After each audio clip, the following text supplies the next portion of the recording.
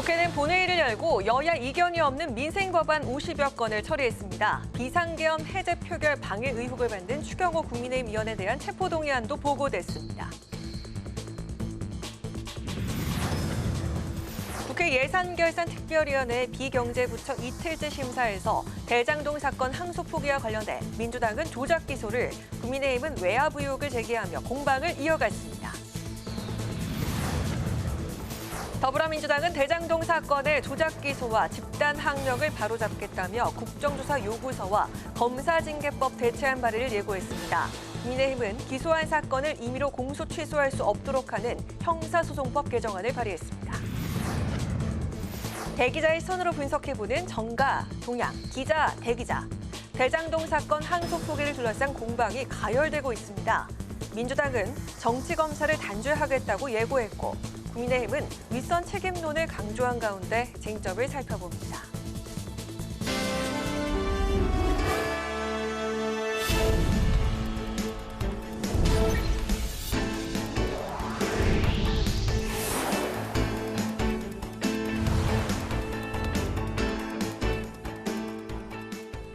여러분 안녕하십니까? 11월 13일 목요일 국회 라이브 6 시작하겠습니다. 오늘 뉴스는 예산결산특별위원회 중계방송으로 늦게 시작합니다. 국회가 오늘 본회의를 열고 50여 건의 비쟁점 법안들을 처리했습니다. 12.3 비상계엄 해제 표결 방해 혐의를 받는 추경호 의원의 체포동의안도 본회의에 보고됐습니다. 이런 가운데 장관의 불출석에 야당이 항의하며 회의장을 집단 퇴장하는 상황도 벌어졌습니다. 보도에 강민지 기자입니다. 오늘 발생한 부천시 화물 차량 사고와 최근 울산 화력 붕괴 사고에 대한 위로로 시작된 국회 본회의. 지난주 울산 화력발전소에서 발생한 붕괴 사고로 인해서 아직 한 분의 노동자가 돌아오지 못하고 있습니다. 관계 당국은 구조에 더욱 노력해 주시고 사태 수습에 최선을 다해 주시기를 다시 한번 당부드립니다. 이어 국회는 법사위를 통과한 50여 건의 여야 비쟁점 법안들을 일괄 처리했습니다. 공항 건설 과정에서 피해를 본 주민 지원 조항이 포함된 가덕도 신공항 특별법 개정안과 택배 노동자의 고용 불안과 과로 문제 개선을 위한 생활물류 서비스 산업 발전법 개정안 등이 포함됐습니다. 재석 154인 중 찬성 122인, 반대 5인, 기권 27인으로서 가덕도 신공항 건설을 위한 특별법 일부 개정 법률안은 국토교통위원회에 수정한 대로 가결되었음을 선포합니다. 이와 함께 전기차 반복 결함 시 안전성 인증을 취소할 수 있는 자동차 관리법 개정안과 에너지 요금을 납품 대금 연동 대상에 포함하는 상생협력 촉진법 개정안 등도 통과됐습니다. 하지만 회의 중반 김윤덕 국토부 장관의 본회의 불출석 문제가 불거졌습니다.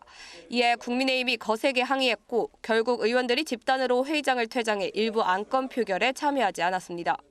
김윤덕 국토부 장관이 일정 관계로 불참하게 된 점을 저에게 알려왔습니다. 의장도 본회의를 우선해야 한다는 점을 강력하게 지적했고 상당히 유감이다라고 전달했습니다. 참석 의무가 있는데 참석 안 한 상태로 이걸 진행한다는 걸 동의 없으면 최소한 저한테 다시 한 번이라도 와서 저희 야당의 차관의 대참에 대해서 동의를 받아야죠. 장관의 참석에 대해서 부동의했고 차관의 대참에 동의가 없었는데 이걸 어떻게 그냥 진행합니까? 오늘 본회의에는 12.3 비상계엄 해제 표결 방해 혐의를 받는 추경호 의원의 체포동의안도 보고됐습니다.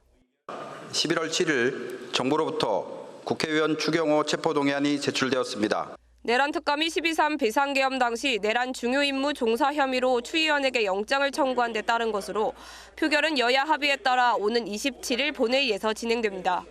국회법은 체포동의안 보고 후 24시간 이후 72시간 이내에 표결하도록 규정하고 있지만 기간 내 표결이 이뤄지지 않으면 이후 처음 열리는 본회의에서 표결할 수 있도록 하고 있습니다.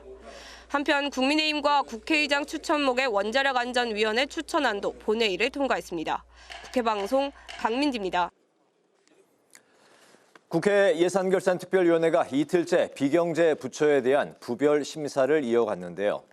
오늘도 대장동 사건 항소 포기와 정성호 법무부 장관의 신중 검토 발언이 쟁점이 됐습니다. 김지수 기자입니다. 국민의힘은 대장동 사건 항소와 관련한 정성호 장관의 신중 검토 발언을 거듭 비판했습니다.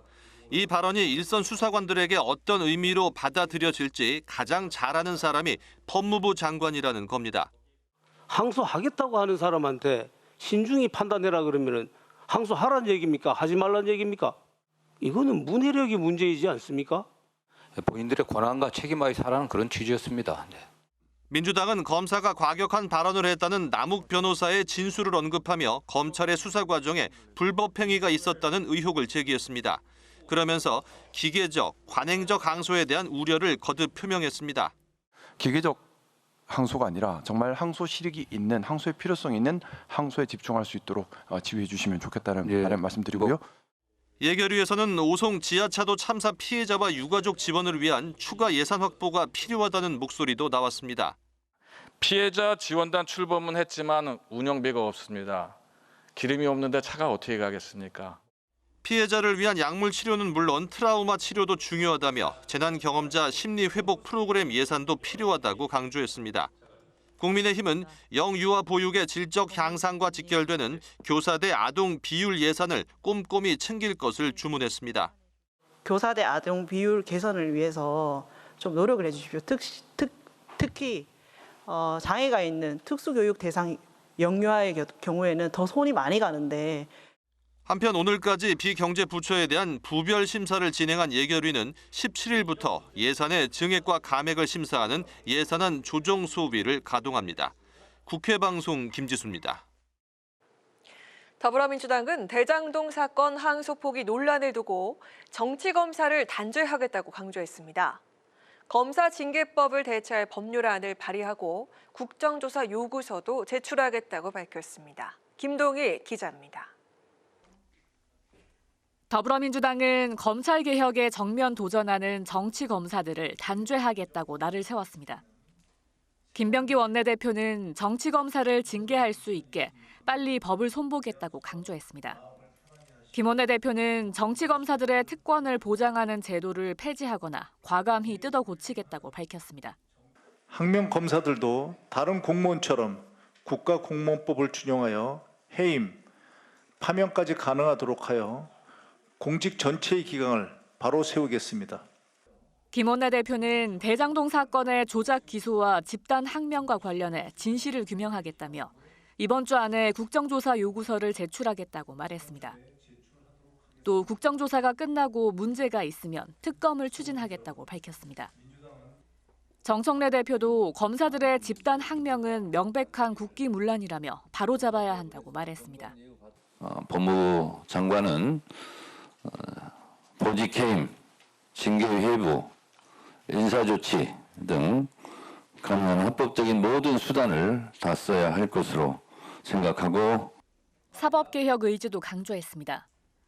정 대표는 예산 국면이 끝나면 대법관 증언과 법 왜곡죄 그리고 재판 소원 등 사법개혁을 전광석화처럼 해야 한다고 밝혔습니다. 국회 방송 김동희입니다. 국민의힘은 노만석 검찰총장 대행의 사퇴가 전형적인 꼬리 자르기라고 비판했습니다. 법사위 소속 국민의힘 의원들은 이미 기소한 사건을 임의로 공소 취소할 수 없도록 하는 내용의 형사소송법 개정안을 발의했습니다. 오다인 기자입니다. 국민의힘은 검찰의 항소 포기와 관련해 노만석 검찰총장 권한대행이 사퇴했지만 정부 여당에 대한 공세를 멈추지 않았습니다. 이제 대장동 항소 포기는 이재명 방탄을 위한 이재명, 정성호, 이진수의 공동 협박에 의한 노만석의 위법한 항소 포기였음이 명백해졌습니다. 꼬리 자르기는 더 큰 국민적 분노에 직면할 것입니다. 국민의힘은 또 대장동 개발 비리 사건이 하필 이 대통령의 공직선거법 항소심 무죄를 선고한 형사 6부에 재배당됐다고 지적했습니다. 장동혁 대표는 재판부 배당 역시 계획된 필연이라며 지금이라도 대장동 사건을 무작위로 재배당하라고 촉구했습니다.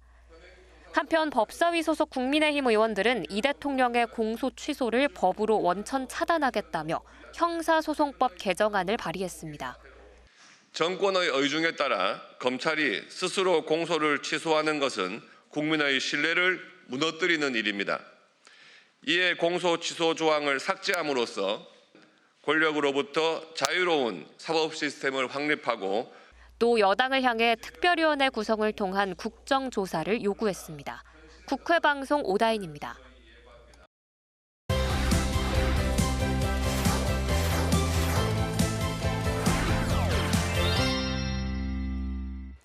이슈픽 천지원 개공기자와 함께 내년도 정부 예산안을 심사하고 있는 국회 예산결산특별위원회 이야기부터 나눠보겠습니다. 청 기자 안녕하세요. 안녕하세요. 네, 국회 예산결산특별위원회가 부처별 심사를 마무리하면서 이제 그 예결소의 심사 절차 등이 남아 있습니다. 내년도 예산안의 그 법정 시한이 다음 달 2일이죠. 그에 맞춰서 과연 그 본회의를 통과할 수 있을까요?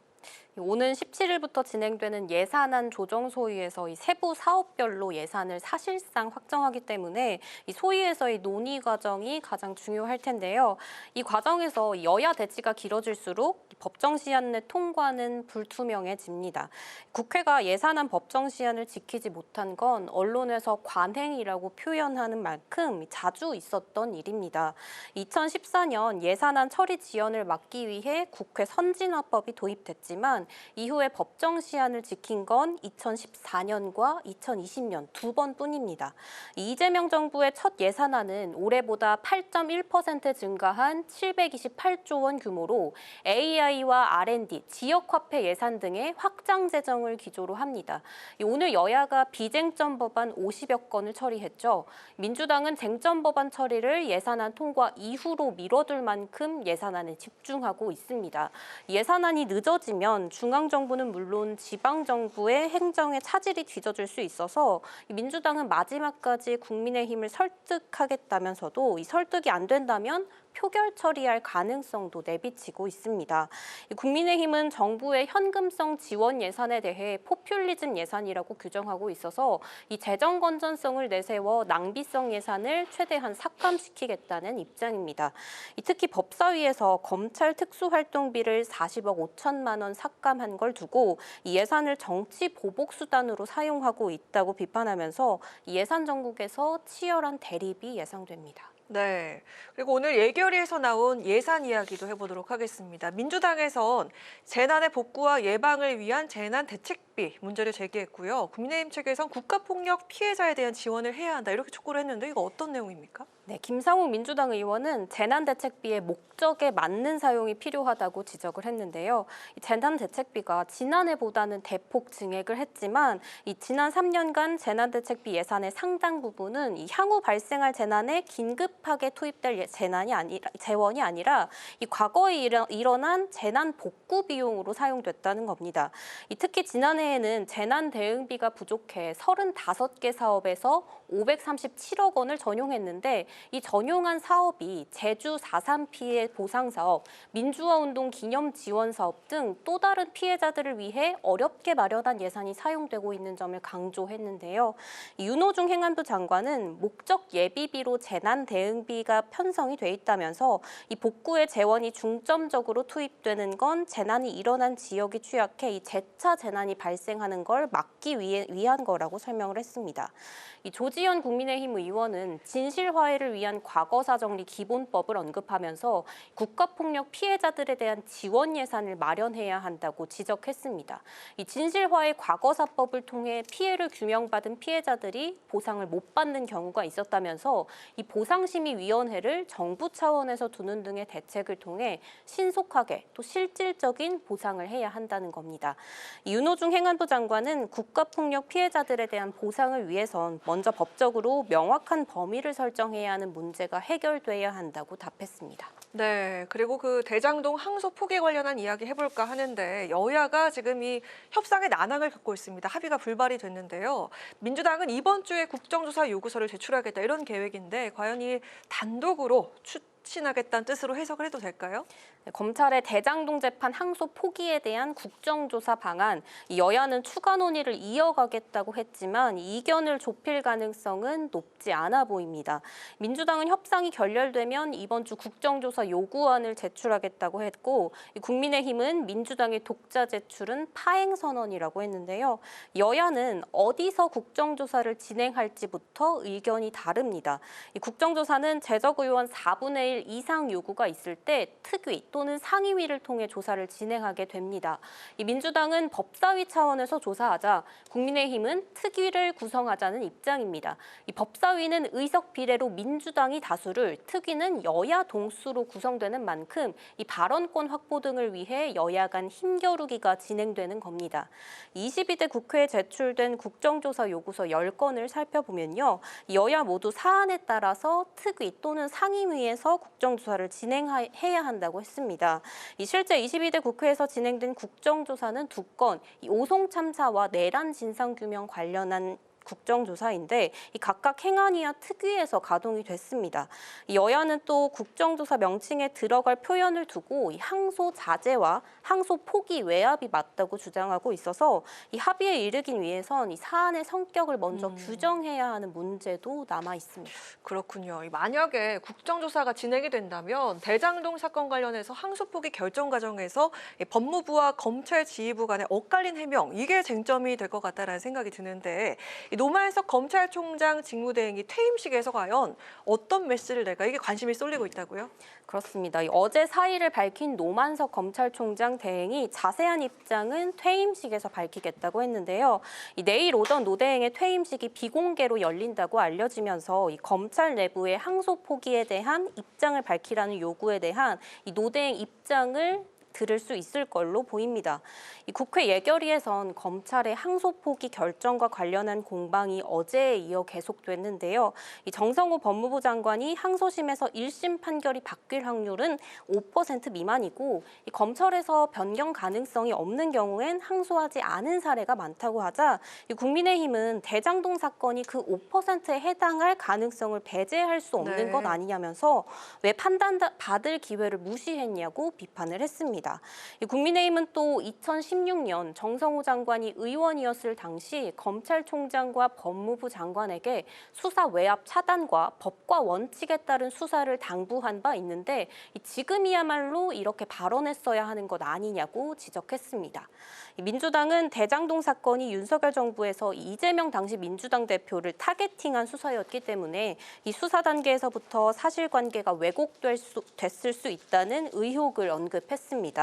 또 이번 사태의 본질은 조작 수사를 하고 발각된 피의자들이 벌이는 위선적 작태라면서 이 법무부가 정치검사들에 대해 징계 절차를 착수해야 한다고 촉구했습니다. 네, 알겠습니다. 오늘 이슈픽은 여기까지 들어보도록 하겠습니다. 천지원 기자와 함께했습니다. 오늘도 잘 들었습니다.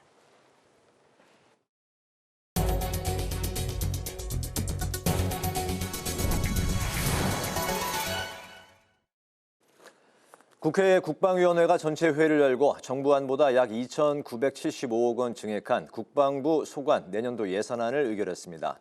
국방위는 군인 당직비 인상을 위해 289억 원을, 군인 기본급식 보강에 1,346억 원을 증액 편성하기로 하고 부사관 인건비 등 과도하게 책정된 부분은 1,465억 원가량 삭감하기로 했습니다.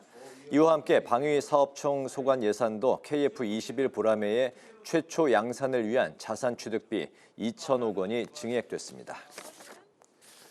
국회 성평등가족위원회가 오늘 성평등가족부 소관 2026년도 예산안을 수정 의결했습니다. 이번 수정안은 디지털 성범죄 피해 지원 수요 등에 대응하기 위한 예산이 추가되면서 총 852억 원의 순증액을 기록했습니다. 특히 성평등가족부의 세종시 이전과 관련한 연구 용역 예산안 1억 원을 의결해서 청사의 세종 이전이 가시화되고 있습니다. 우원식 국회의장이 국가 불균형 문제 해결은 선택의 문제가 아니라 우리의 미래가 달린 생존의 문제라고 밝혔습니다. 우 의장은 민주당 국가균형성장 특위 출범식에 참석해서 국토 면적의 11.8%에 불과한 수도권에 인구 절반이 거주하고 있다고 지적하고 국가 전략을 바꾸지 않고서는 대한민국이 제대로 나아갈 수 없다고 말했습니다. 우 의장은 지방으로 내려가는 민간 기업에게 과감한 세제 혜택을 주는 등 특별한 대책을 강구해야 한다고 강조했습니다.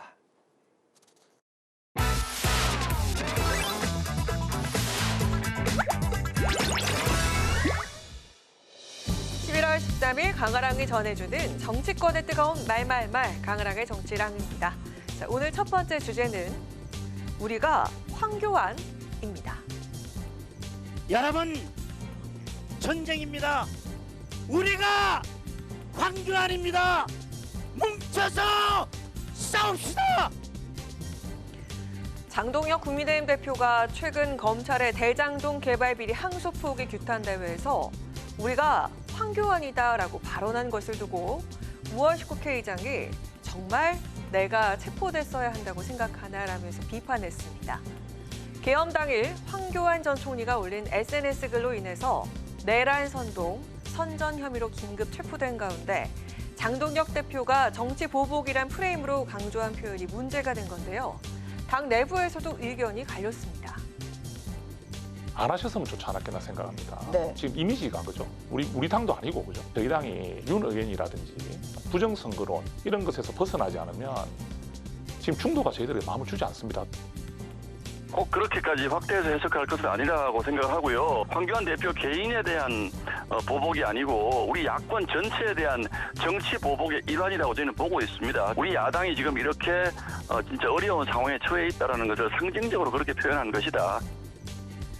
친한기로 꼽히는 김종혁 전 국민의힘 최고위원은 이러다 당대표가 우리가 전광훈이다, 우리가 전한길이다라고 외칠까 봐 걱정된다라고 비판하기도 했습니다. 민주당 또한 위원정당 해산을 내세우면서 공세에 나섰습니다. 국힘이 윤석열이고 국힘이 내란 세력입니다. 위원정당으로 해산되는 날이 이제 머지 않았다는 점을 다시 한번 국민의힘이 깨닫고 있기를 바랍니다. 내년 지방선거를 대비한 외연 확장을 강조하면서도 정작 대여투쟁 기조는 강경 노선 행보를 보이고 있는 장동혁 대표. 이 같은 기조가 과연 민심에 어떤 영향을 미칠지 관심이 모아지고 있습니다. 자, 이어서 오늘의 두 번째 주제는 저질 현수막 규제입니다. 더불어민주당이 정당 현수막 규제 법안을 본격적으로 추진합니다. 바로 대통령의 이 같은 개선 요구 때문이었습니다. 저질스럽고 수치스러운 그 내용의 그런 현수막이 당에서 그런 거라고 철거를 못한다 그래요. 사실 최초의 이 입법 취지에서 완전히 벗어난 악용 사례죠. 이에 국회 행정안전위원회가 어제 현수막 등의 인권 침해 내용이 포함될 경우 시장 등이 5개 광고 심의위원회 심의를 요청할 수 있도록 하는 5개 광고물법 개정안을 상정했습니다. 현행 5개 광고물법 5조는 인권 침해나 미풍양속을 해칠 우려가 있는 등의 내용을 담은 광고물을 금지하고 있는 반면에 8조는 정당 현수막의 경우 예외로 하고 있습니다. 어떤 방식이든 혐오적인 그런 표현을 쓰는 현수막 개첩은 막아야 된다. 이런 게 저희 이 당의 입장이다. 시민들 엄청나게 피로도가 높지 않습니까? 그래서 제한하거나 아예 폐지를 하거나 이 두 가지 가지고 고민하고 있다. 국민의힘 또한 정당 현수막의 혐오 표현을 자제해야 한다는 점엔 공감한다면서도 헌법에서 보장하는 직업 수행의 자유와 표현의 자유가 제한될 수 있다는 우려를 제기하고 있습니다.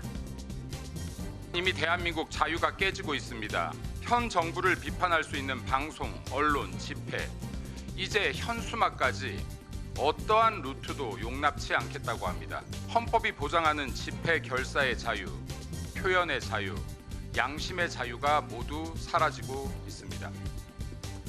그간 간명한 문구로 유권자에게 직접 호소하는 효과적 수단이 되었던 정당 현수막. 내년 지방선거를 앞두고 여야가 표현의 자유냐, 공공질서의 문제냐를 두고 맞서고 있는 가운데 모두가 수긍할 수 있는 합리적인 기준과 대안을 여야 모두 마련해야 할 것으로 보입니다. 지금까지 강아랑의 정치랑이었습니다.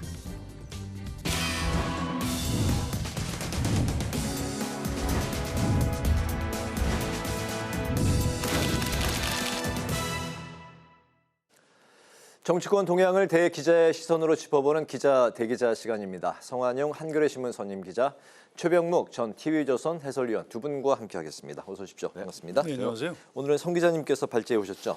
예, 검찰 대장동 항소 포기 이 여파가 계속되고 있고요. 또 정부에서 공무원들 상대로 이제 비상계엄 때 이른바 내란에 가담한 사람들을 좀 조사해서 불이익을 주겠다. 뭐 이런 것들이 좀 논란이 벌어지고 있는 것 같습니다. 네, 알겠습니다. 대장동 항소 포기로 사퇴 압박을 받았던 노만석 검찰총장 직무대행이 어제 사의를 표명을 했습니다. 1심 판결에 대한 항소를 포기한 지 이제 닷새 만에 사의 표명을 한 건데요. 대검찰청은 당분간 대행의 대행 체제로 운영이 될 걸로 보입니다. 노 대행 내일 퇴임식을 하면서 어떤 그 의견 표명을 할 것인지도 이제 관심을 모으고 있는데요. 이번 그 사의 표명 어떻게 평가하시는지 먼저 최 의원님부터 들어볼까요? 어제 대검에서는요, 노만석 대행이 사의를 표명했다. 그리고 자세한 입장은 퇴임식에서 밝힐 예정이다. 이렇게 얘기를 했습니다. 그래서 마치 퇴임식에서 뭔가를 얘기할 것처럼 이렇게 예고를 해놓은 상태인데 실제 어제 자택에서 이제 기자들하고 그 만난 부분이 있거든요. 그거에 뭐 조금 더 진전은 된 것 같긴 하지만 아직도 본인이 스스로 결정을 해서 항소 포기를 한 것인지 아니면 정말 대검 과장들하고 얘기했을 때처럼 그 법무부 차관하고 통화를 통해서 법무부 차관이 세 가지의 선택지를 주었다. 근데 그 세 가지 선택지 다 항소 포기였다. 뭐 이런 입장이었는지가 명확하지가 않아요. 그러니까 명확하게 공개적으로 국민 앞에 지금 얘기를 한 거는 없거든요. 그런 점에서 본다면 내일 그 부분에 관해서 아마 명확하게 얘기를 할 수도 있지 않나 하는 기대감을 갖는데 근데 이제 오늘도 사실은 기자들하고 이르지를 만났는데 뭐 좀 애매해요. 그런 점에서 본다면 좀 분명하게 그 외압 여부 이런 부분에 관한 입장을 밝혀야 하지 않을까 하는 그런 요구가 국민들한테서 굉장히 거세지고 있는 것 같다. 이렇게 평가를 하겠습니다. 최 의원님 판단은 외압으로 작동한 이번에 사태다라고 보시는 건가요? 뭐 저는 제가 보기엔 저희들은 이제 그동안 이런 문제에 관해서 여러 차례 또는 오랫동안 취재를 해오지 않았습니까? 그러니까 지금 정성호 법무부 장관과 그 이진수 차관 그리고 노만석 대행 사이에 어떤 일이 벌어졌는지는 조금 더 취재를 해봐야 되는 부분이지만 업무의 시스템이나 과거의 관행 같은 걸 그 우리가 짐작해 보건대는 반드시 이건 외압이 있지 않고서는 있을 수 없는 일이 벌어졌다. 저는 그렇게 보고 있습니다. 네네, 신중히 판단했으면 좋겠다. 정성호 법무부 장관의 이 발언이 과연 그 정말 그 외압으로 뭐 비춰지는 것인지 노 대행의 사의 표명 후 그 성 기자님께서는 어떤 부분, 어떤 포인트를 짚으실까요? 글쎄요, 뭐 정성호 장관이 왜 그 신중하게 검토해라 그런 말을 왜 했는지 좀 납득하기 어려워요. 뭐 그걸 뭐 안 했으면 좋겠다 이런 얘기를 그렇게 번역해서 한 거겠죠. 그런데 이런 부분이 있어요. 지금 감옥에 가 있는 윤석열 전 대통령이 아주 유명한 말을 했는데 검찰총장은 법무부 장관의 부하가 아니다. 그렇죠. 이런 말을 했어요. 사실 그렇습니다. 장관이 서면으로 수사 지휘를 구체적 사건에 대해서 할 수는 있지만 이번에 그걸 한 건 아니거든요. 그래서 대행이지만 어쨌든 검찰총장인데 결정에 대한 판단을 했고 거기에 대한 책임도 본인이 져야 되는 겁니다. 그러니까 이거를 이제 뒤늦게 저는 내일 퇴임식에서 아무 말 안 할 걸로 봐요. 그래서 내가 좀 압력받고 얘기했다. 이거는 나는 검찰총장도 아니었다. 이걸 자인하는 거기 때문에 이제 불가능하고요. 다만 이제 인지상정상 이분이 그 보안 수사권은 꼭 검사들이 유지해야 된다. 이 얘기를 계속 했었거든요. 그래서 이번에 이제 이 항소 포기를 해주면 대통령이나 장관이 검사들한테 보안 수사권을 좀 주지 않겠나 이제 이렇게 계산을 좀 했던 것 같은데 이제 이 계산이 좀 잘못된 거죠. 그래서 뭐 또 항소 포기한 이유가 뭐냐 검사들이 물어볼 수 있다고 봅니다. 그러면 답변을 잘 해야 되는데 내 나름대로 이제 법과 원칙에 따라서 내 기준을 가지고 내가 뭐 이렇게 소신껏 판단했다 이렇게 하는 게 정답인데 아니 대통령실하고 장관을 좀 의식하지 않을 수 없었다 이렇게 얘기하면 그건 법과 원칙에 따른 판단이 아니잖아요. 그건 정무적 판단이지. 뭐 경영자로서의 입장도 있다 이런 얘기를 했던데 뭐 그런 면도 있겠죠. 그렇지만 그걸 온 국민이 지금 다 보고 있는데 그런 얘기하면 안 되는 겁니다. 검찰총장이. 그래서 전 이미 검찰 내부의 리더십도 많이 무너져 있고 그래서 뭐 사퇴는 불가피하다 이렇게 생각하고요. 뭐 어쨌든 정성호 장관이 국회에 나와서 여러 가지 설명을 하는데 뭐 이 좀 부적절했죠. 그거 알아서 판단해라. 그걸 왜 나한테 물어보냐. 그냥 이렇게 해줬어야 되는데 그 부분에 대해서는 정성호 법무부 장관이 좀 사과 같은 걸 하는 게 저는 옳다고 생각을 합니다. 이렇게 해서 좀 이제 좀 수습을 했으면 좋겠고요. 검사들이 이제 좀 이렇게 반발하는 게 이제 뭐 선택적 반발 아니냐 이런 비판이 있습니다. 근데 그런 비판에 대해서 검사들이 별로 할 말이 없을 거예요. 과거에 김건희 여사 불기소 처분했을 때 뭐 조용했고요. 또 윤석열 대통령 구속 취소 즉시 항고 포기했을 때도 뭐 조용히 뭐 그냥 넘어갔거든요. 근데 지금 여기 와서 이렇게 막 뭐라고 하는 게 좀 우리 국민이 볼 때도 좀 이상한 것 같고요. 또 이게 그 검찰 내부 규정에는 서울중앙지검장이 정결권을 가진 사안이라고 하더라고요. 그러면 정진우 지검장이 그냥 뭐 본인 소신이 항소하는 게 옳다고 생각했으면 권한대행 얘기 듣지 말고 본인이 그냥 항소장 내고 그러고 나서 사표를 내는 게 더 옳지 않았나 싶고요. 또 거기 공판부 검사들이 있습니다. 공판부 검사 여러 명 중에 한 사람 누구래도 나는 이런 부당한 지시에 나 따를 수 없다. 해서 항소장 갖다 접수시키면 법률적으로 항소가 되는 거예요. 네. 뭐 징계하려면 징계해라. 뭐 이렇게 배짱 있는 검사가 단 한 명도 없었다는 게 참 좀 참담하기도 하고 뭐 전 그런 생각을 하고 있습니다. 네, 검찰 조직이 내년에 이제 한 1년 후쯤에 검찰청 이제 폐지 이런 분위기 속에서 좀 많이 침체되어 있는 게 아닌가 이제 그런 생각도 이제 드는데요. 거기에다가 지금 검찰 수뇌부를 그 짜놓은 그 당사자가 이재명 대통령 아닌가요?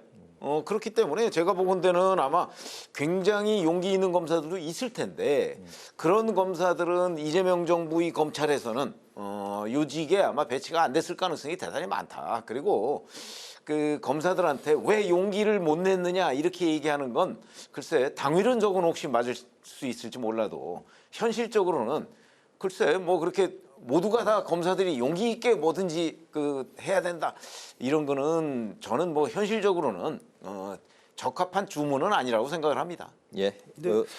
지금 동부지검장 이문정 검사가 과거에 검찰 방침을 거슬러서 무죄 구형을 한 적이 있거든요. 그러니까 실제로 징계를 받았습니다. 그래서 나중에 또 소송을 해서 그 이문정 검사가 이겼어요. 예.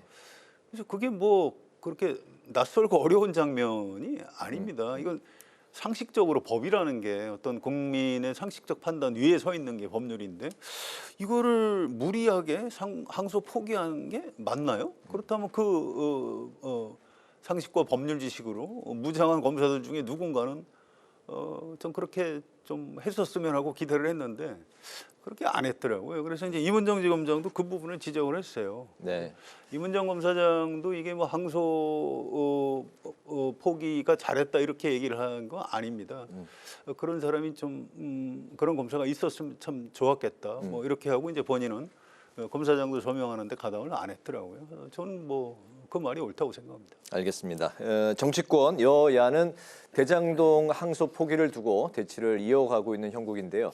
민주당은 검사 반발을 항명이라고 이제 규정을 하고 검사 징계법을 대체할 법안을 이제 발의하겠다고 예고를 했습니다.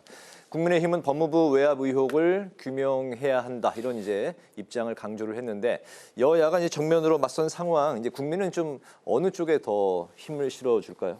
아니 분명한 거는 이 사안의 본질적인 측면을 저는 봐야 된다고 보거든요. 그건 무슨 얘기냐면 검사는 검사의 역할이 있어요. 그러니까 범죄 혐의를 수사를 해서 그거를 이제 법원에다가 자 이만저만 해서 이 사람을 처벌해 주세요라고 얘기하는 거잖아요. 근데 만약에 그런 것들이 자기네들 수사한 결과와 맞지 않는다 그러면 당연히 2심에 가서 다퉈봐야 되는 거죠.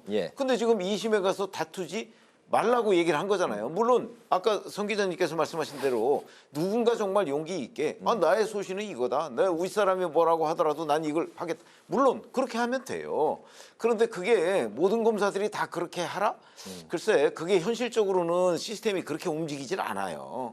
그렇기 때문에 제가 보건대 이제 그동안 다 뭐 중앙지검이든 대검이든 법무부든 심지어는 대통령실까지 그 아주 중요한 사건은 결재를 받아서 처리해왔거든요.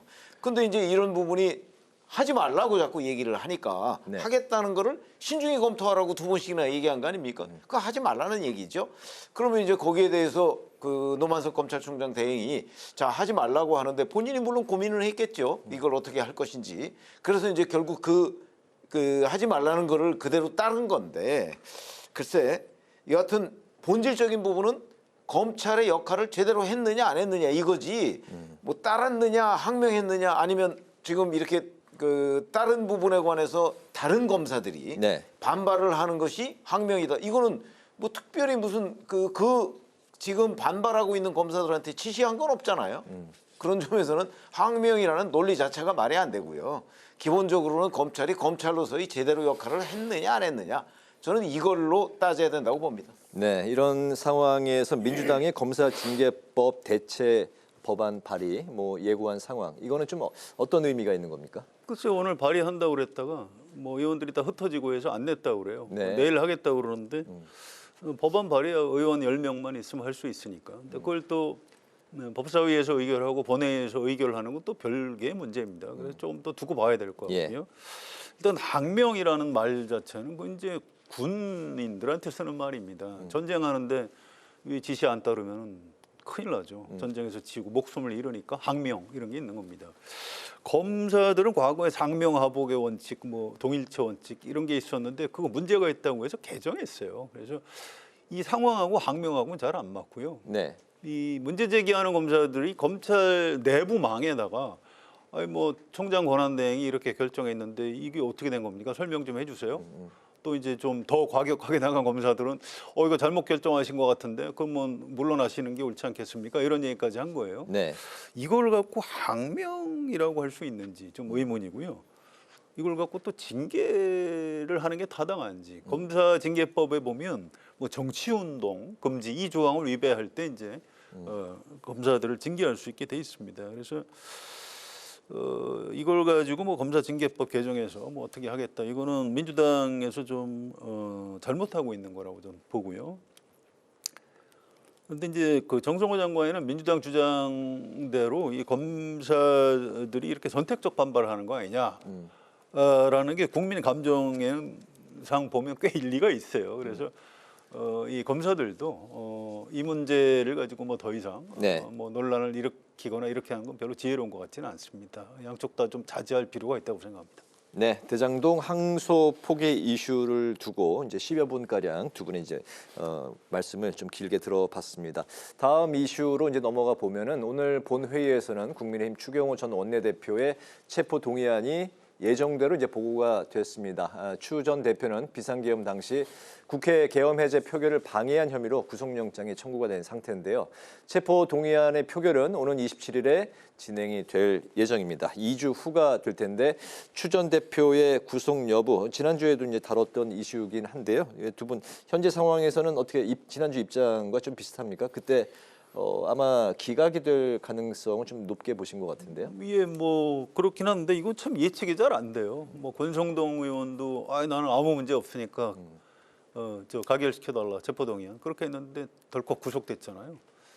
또 뭐 그런 건이 많습니다. 그래서 이게 판사들이 영장을 기각하고 발부하는지에 대해서 제가 웬만하면 예측을 잘 하지 않습니다. 하도 많이 틀려서. 네.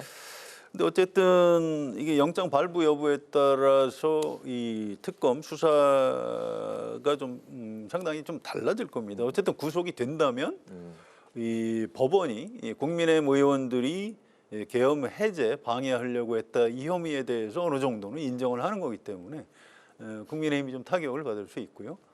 반대로 기각이 되면 이거 특검 수사가 좀 너무 무리하구나.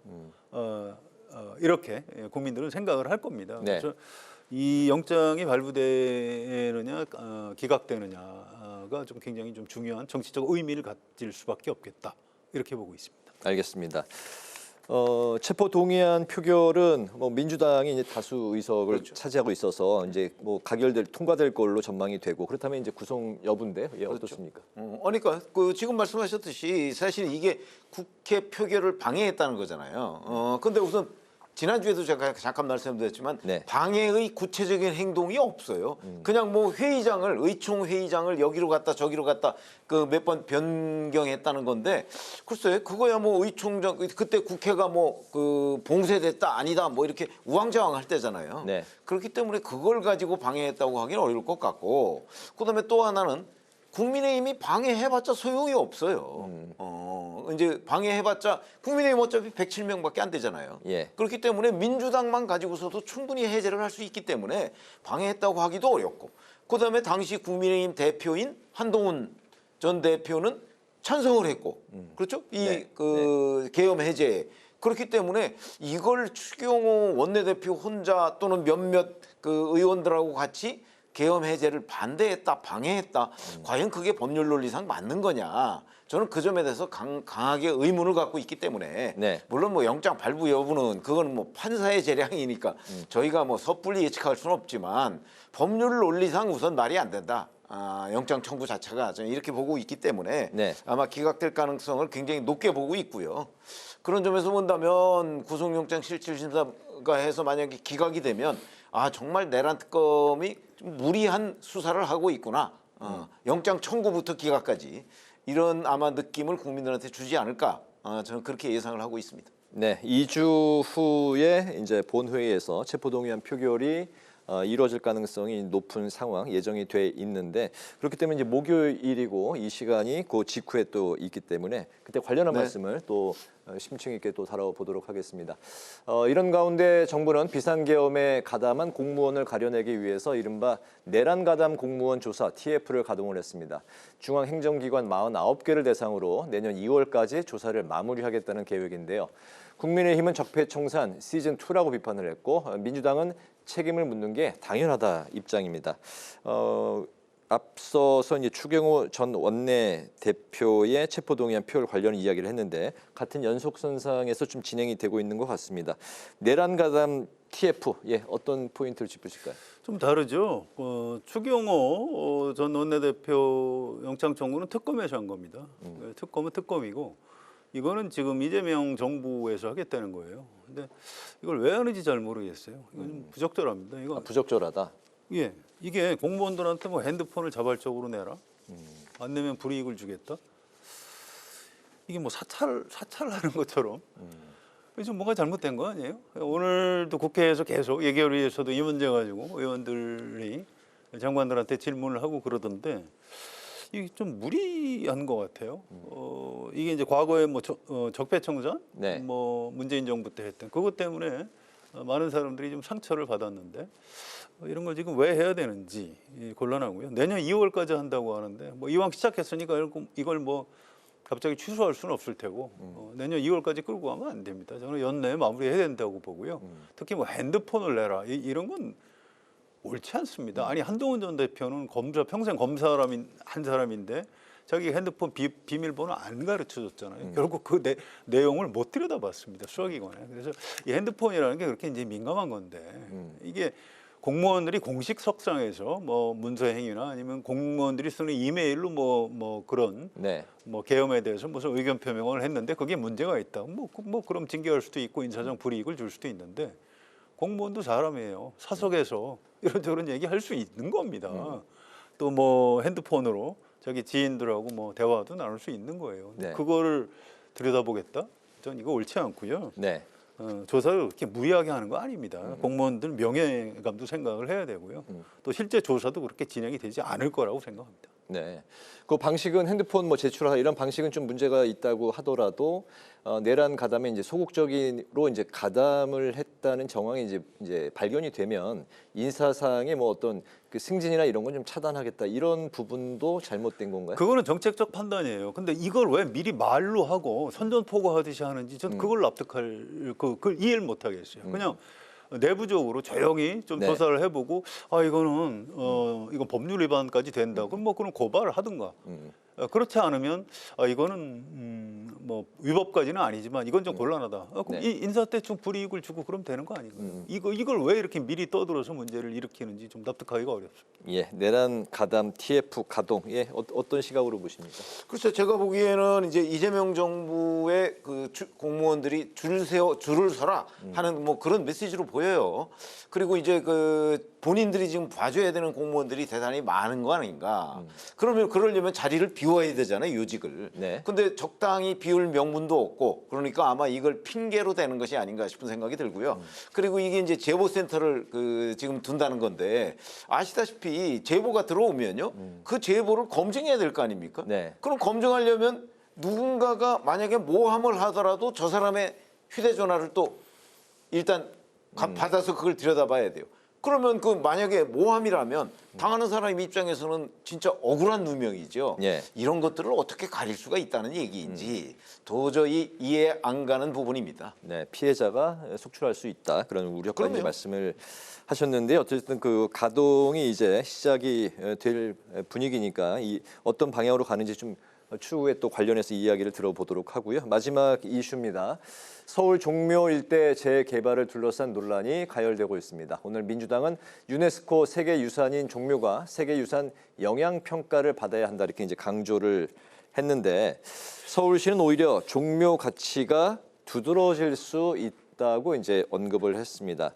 세운상가 일대 이제 재개발 구역의 낙후도도 이제 언급을 한 상황인데 문화유산 보존과 도시의 개발 동전에 뭐 양면처럼 지금 대립하고 있는 그런 상황인데요. 어느 쪽이 더 타당한 의견인 건지 마지막 두 분의 생각 들어보겠습니다. 아니 지금 얘기하신 문화유산 보존, 그다음에 도심 재개발 이 두 가지는요 동전의 양면이 아닙니다. 저는 그냥 같은 면이라고 봅니다. 네. 무슨 얘기냐면 네.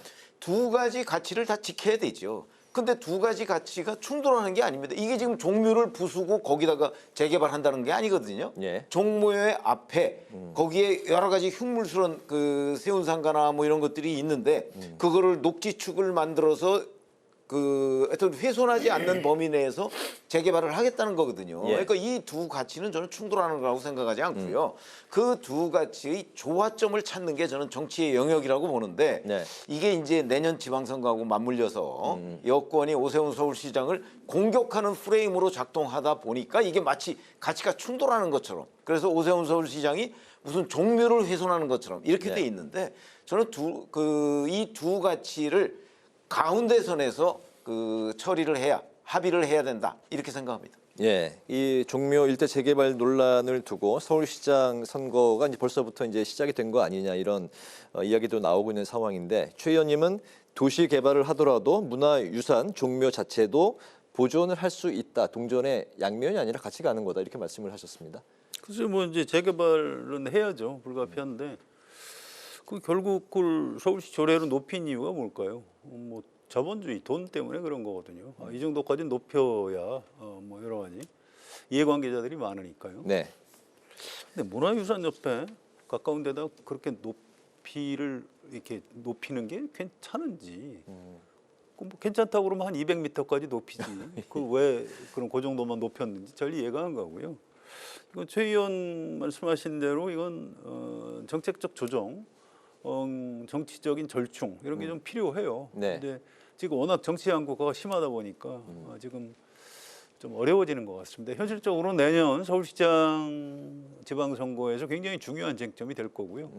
서울시장 선거 결과에 따라서 지금 이 재개발 문제에도 아마 운명이 결정되지 않을까 이렇게 예측이 됩니다. 네, 내년 지방선거와 연동돼서 진행 여부가 결정이 될 것 같다. 알겠습니다. 오늘 마무리로 두 분의 한 줄 논평 듣겠습니다. 최 의원님부터 들어볼까요? 조금 전에 저희가 이제 노만석 검찰총장 직무대행 얘기를 했잖아요. 네.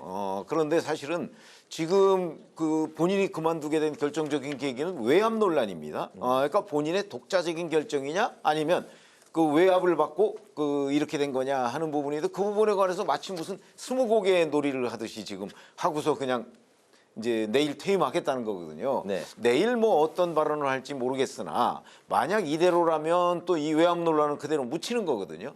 그런 점에서 보면 책임성 있게 이 그 상황을 실체를 밝혀야 한다는 입장에서 오늘 네. 한 줄 논평은 검찰총장이라는 사람의 무책임으로 하겠습니다. 네, 성 기자님. 네, 검찰 항소 포기 사건이 있었고요. 그런데 오늘 오전에 어떤 여론조사 결과를 보니까 대통령하고 민주당 지지도가 뭐 별로 안 떨어졌더라고요. 내일 또 뭐 한국갤럽에서 매주 하는 여론조사 결과가 나오니까 그걸 좀 보긴 봐야 되겠는데. 네. 그래서 이게 이 검찰이니 뭐 사법개혁이니 이런 쟁점들이 법조인들이나 뭐 정치 고관여층들 또 이제 우리처럼 언론 이런 데서는 굉장히 중요한 사안으로 다루지만 실제 일반 국민은 좀 다르게 받아들일 수도 있는 것 같아요. 역시 내년 이제 지방선거 앞두고 현 정부에 대한 뭐 중간평가 성격이 될 텐데 역시 중요한 건 뭐 일자리 또 뭐 부동산 뭐 경제 뭐 이런 것들 네. 그런 게 훨씬 더 큰 영향을 미치지 않을까 이런 생각이 듭니다. 그래서 오늘 한 줄 논평은 결국 민생으로 평가받을 것이다라고 하겠습니다. 네, 지방선거에 대한 전망까지 해주셨습니다. 이제 기자 대기자 마치겠습니다. 지금까지 성환용 한겨레 신문 선임 기자, 최병묵 전 TV조선 해설위원 두 분과 함께 오늘의 전국 현안 두루 살펴봤습니다. 말씀 잘 들었습니다. 고맙습니다. 오늘 국회 라이브 6도 여기서 마치겠습니다. 시청해주신 여러분 고맙습니다.